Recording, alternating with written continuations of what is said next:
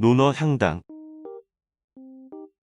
공자께서 마을에 계실 때에는 겸손하고 과묵하여 말을 못하는 사람 같으셨다. 그러나 종묘와 조정에 계실 때에는 분명하게 주장을 펴시되 다만 신중하셨다.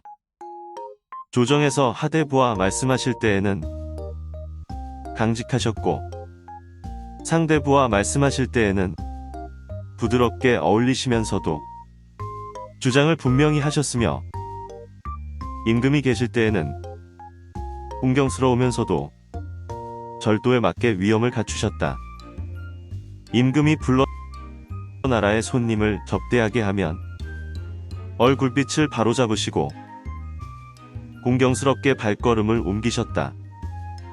함께 서 있는 사람에게 인사를 하실 때는 읍을 하실 때마다 옷이 앞뒤로 가지런히 움직이셨다. 빠른 걸음으로 나아가실 때에는 손의 움직임이 새가 날개를 편 듯 단정하셨다. 손님이 물러간 후에는 반드시 손님께서 뒤돌아보지 않으시고 완전히 떠났습니다. 라고 보고하셨다. 궁궐의 큰 문에 들어가실 적에도 몸을 굽히시고 마치 문이 작아 들어가기가 넉넉하지 못한 듯이 하셨다. 문 한가운데에는 서 있지 않으셨고 다니실 때에도 문지방을 밟지 않으셨다. 임금께서 계시지 않을 때라도 임금의 자리 앞을 지나실 때에는 낯빛을 바로잡으시고 발걸음을 공경스럽게 하셨으며 말씀은 말을 잘 하지 못하는 사람처럼 하셨다. 옷자락을 잡고 당당에 오르실 때에는 몸을 움츠려 굽히셨고 숨소리를 죽이시어 마치 숨을 쉬지 않는 사람 같으셨다. 나오시어 한 계단을 내려서시면서 낯빛에 긴장을 푸시어 온화하고 기쁜 표정을 지으셨다. 계단을 다 내려오시어서는 빠른 걸음으로 나아가시는데 마치 새가 날개를 편 듯이 단정하셨다. 자신의 자리에 돌아오셔서는 공손하고 조심스러웠다. 귤을 잡으실 때에는 몸을 굽히시기를 마치 그 무게를 이기지 못하시는 듯 조심스럽게 하셨다. 귤을 잡는 법은 위로는 읍할 때 두 손을 마주 잡는 위치와 같게 하시고 아래로는 남에게 물건을 줄 때 손을 내리는 위치와 같게 하셨으며 낯빛을 바로잡으시되 두려워하시는 듯한 빛을 띠셨고 발걸음은 보폭을 좁게 하시면서 뒤꿈치를 끄는 듯 하셨다.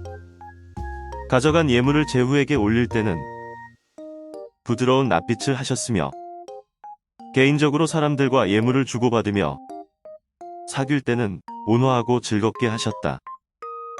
군자께서는 짙은 보라색과 주홍색으로 옷깃을 달지 않으셨고 붉은색과 자주색으로 평상복을 만들지 않으셨다.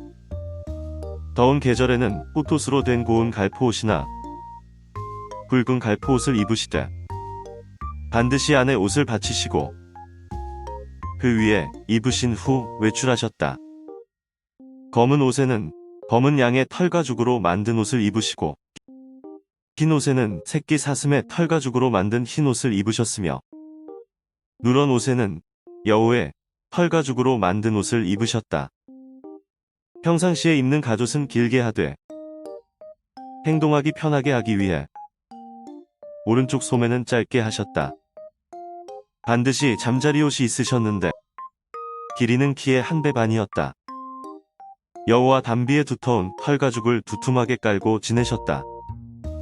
탈상한 뒤에는 폐옥을 가리지 않고 차셨다. 조복족이나 제복이 아니면 반드시 폭을 줄여서 입으셨다. 검은 털가죽옷과 검은 관을 쓰시고는 조문을 하지 않으셨다. 매달 초하루에는 반드시 조복족을 입고 조정에 들어가셨다. 재개하실 때에는 목욕 후 입으시는 밝고 깨끗한 옷이 있으셨는데 이는 삼배로 만든 것이었다. 재개하실 때는 반드시 음식을 평소와 달리 하셨으며 버쳐도 반드시 평소와 달리 하셨다. 밥은 고운 쌀이라야 싫어하지 않으셨고 회는 가늘게 썬 것이어야 싫어하지 않으셨다. 밥이 쉬어 맛이 변한 것과 생선이나 고기가 상한 것은 드시지 않으셨다. 빛깔이 나쁜 것도 안 드셨고 냄새가 나쁜 것도 안 드셨다. 잘못 익힌 것도 안 드셨고 제철이 아닌 음식도 안 드셨다. 썬 것이 반듯하지 않으면 안 드셨고 간이 적절하게 들지 않은 것도 안 드셨다. 고기가 아무리 많아도 밥 생각을 읽을 정도로 드시지는 않으셨다. 술만은 한정을 두지 않으셨으나 품격을 어지럽힐 정도까지 이르시지는 않았다. 사온 술과 사온 육포는 드시지 않으셨다. 생강은 물리치지 않고 드셨으나 많이 드시지는 않으셨다. 나라의 제사에서 받은 고기는 하룻밤을 묵히지 않으셨다. 다른 제사에서 나온 고기도 3일을 넘기지는 않으셨고 3일을 넘기면 드시지 않으셨다. 식사하실 때는 말씀이 없으셨고 잠자리에서도 말씀이 없으셨다. 비록 거친 밥과 채소국이라도 반드시 고수레를 하셨는데 언제나 엄숙하고 삼가는 모습이셨다. 자리가 바르지 않으면 앉지 않으셨다. 마을 사람들과 술을 마실 때에는 지팡이를 짚으신 노인들이 나가시면 그때야 나가셨다.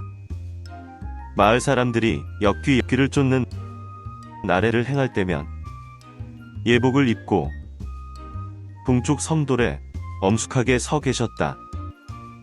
사람을 다른 나라에 보내 문안을 드리실 때에는 그에게 2번 절하고 보내셨다. 개강자가 약을 보내오자 절하고 받으면서 말씀하셨다. 제가 잘 알지 못하기 때문에 감히 맛보지는 못하겠습니다. 마국간에 불이 났었는데 공자께서 퇴근하시어 사람이 다쳤느냐? 라고 물으시고는 말에 대해서는 묻지 않으셨다. 임금이 음식을 내려주시면 반드시 자리를 바로 하고서 먼저 맛을 보셨다. 임금이 날고기를 내려주시면 반드시 익혀서 두상께 올리셨다.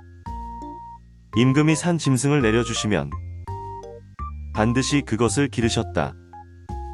임금을 모시고 식사를 할 때는 임금이 고수레를 올리시면 먼저 맛을 보셨다. 병이 들었을 때 임금이 문병을 오시면 머리를 동쪽으로 두시고 누워 조복을 몸에 덮고 그 위에 펼쳐 놓으셨다. 임금이 명을 내려 부르시면 술의 준비를 기다리지 않고 걸어서 가셨다. 태묘에 들어가셔서는 일마다 물으셨다. 벗이 죽었는데 돌보아줄 사람이 없자 내 집에 빈소를 차리자 라고 하셨다. 벗이 주는 것은 비록 수레나 말일지라도 제사 지낸 고기가 아니면 절하지 않으셨다. 잠자리에서는 시체처럼 함부로 하여 눕지 않으셨고 집에 계실 때에는 엄숙하지는 않으면서도 몸가짐을 소홀히 하지 않으셨다. 상복 입은 사람을 보시면 친한 사이라 할지라도 반드시 낯빛을 바로잡으셨고 예복을 입은 사람과 장님을 만나시면 비록 가깝게 지내는 사이라 할지라도 반드시 낯빛을 달리하셨다. 상복을 입은 사람에게는 수레 위에서도 예의를 표하셨고 나라의 지도나 문서를 지고 가는 사람에게도 수레 위에서 예를 갖추셨다. 손님으로서 훌륭한 음식을 대접받으시면 반드시 낯빛을 바로잡고 일어서서 예를 표하셨다. 심하게 치고 바람이 거세게 불면 반드시 낯빛을 달리하셨다. 수레에 오르시면 반드시 바르게 서서 손잡이 줄을 잡으셨다. 수레 안에서는 두리번거리지 않으셨고 말씀을 빨리 하지 않으셨으며 직접 손가락질하지 않으셨다. 새들이 사람들의 기색을 살피다가 날아올라 빙빙 돌다가 내려앉았다. 이를 보고 공자께서 말씀하셨다. 산의 다리에 있는 까투리야. 제철을 만났구나. 제철을 만났구나. 자로가 그 까투리를 잡아서 바치자 3번 냄새를 맡으시고는 일어나셨다.